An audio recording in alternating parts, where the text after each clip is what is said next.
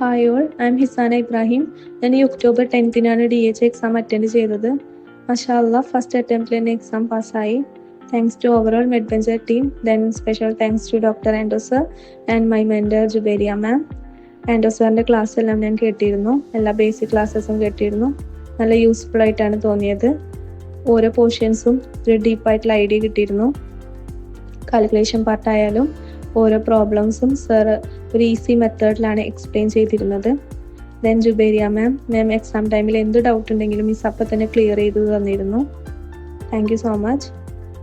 Then എൻ്റെ ഒരു study method എങ്ങനെയായിരുന്നു ചോദിച്ചാൽ, ഞാൻ സാറിൻ്റെ ക്ലാസ് എല്ലാം കേട്ടു. സാറിൻ്റെ ക്ലാസ് കേൾക്കുന്നതോടൊപ്പം തന്നെ മോക്ക് ടെസ്റ്റ് അപ്പം തന്നെ അറ്റൻഡ് ചെയ്തിരുന്നു.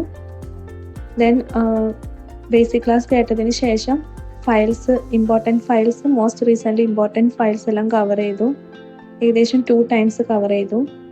എക്സാമിൻ്റെ 1 month മുന്നെയാണ് ഇമ്പോർട്ടൻറ്റ് ഫയൽസും മോസ്റ്റ് റീസെൻ്റ്ലി ഇമ്പോർട്ടൻറ്റ് ഫയൽസും നോക്കാൻ തുടങ്ങിയത്.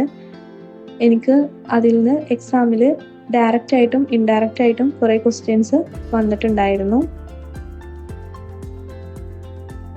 എൻ്റെ എക്സാമിനെ പറ്റി പറയുകയാണെങ്കിൽ ഫസ്റ്റ് ഞാൻ കുറച്ച് വെറീഡായി. കാരണം എനിക്ക് കൂടുതലും കാൽക്കുലേഷൻ പാർട്ടിൽ നിന്നാണ് ക്വസ്റ്റ്യൻ വന്നത്. ഒരു 20 above കാൽക്കുലേഷൻസും കൂടുതൽ സ്ട്രക്ചർ ബേസ്ഡ് ആയിട്ടുള്ള ക്വസ്റ്റ്യൻസ് ആയിരുന്നു. എന്നാലും ബാക്കിയുള്ള കോളേജ് പാർട്ടിയിൽ നിന്നുള്ളതും കേസസ് ആയാലും കുറേ ക്വസ്റ്റ്യൻസ് ഫെമിലിയർ ആയിട്ടുള്ള ക്വസ്റ്റ്യൻസ് പോലെ തോന്നി. ഫയൽസിൽ നിന്ന് ചോദിച്ച ഫെമിലിയർ ക്വസ്റ്റ്യൻസ് പോലെ തോന്നിയതുകൊണ്ട് അതെല്ലാം പെട്ടെന്ന് ആൻസർ ചെയ്തിട്ട് എനിക്ക് ടൈം മാനേജ് ചെയ്തിട്ട് കാൽക്കുലേഷൻസ് എല്ലാം ചെയ്യാൻ പറ്റി.